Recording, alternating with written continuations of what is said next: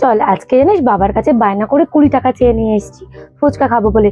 তুই 10 টাকার ফুচকা খাবি, আমি 10 টাকার ফুচকা খাবো। বেশ করে ঝাল ঝাল করে বানাতে বলবো, হ্যাঁ? আর মটরটাও টকটাও বেশি বেশি করে দিতে বলবো। আমার তো ভীষণ ঝাল ঝাল ফুচকা খেতে ভালো লাগে। ঠিক আছে ঠিক আছে, তুই আজকে খাওয়া, কালকে আমি খাওয়াবো তোকে ফুচকা। হ্যাঁ, আমিও ভীষণ পছন্দ করি ফুচকা ওইভাবে খেতে। রে তোরা কোথায় যাচ্ছিস ফুচকা খেতে?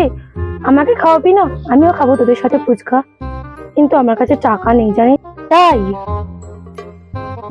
নিশ্চয়ই খাওয়াবো, চল স্কুলের মাঠে চল, নিশ্চয়ই খাওয়াবো।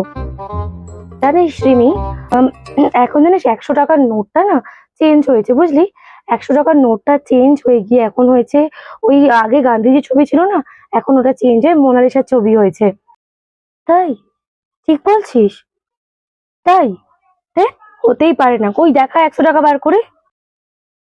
কি করে দেখাবো বল?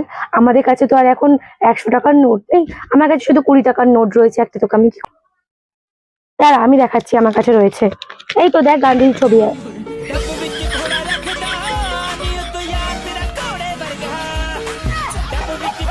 বল।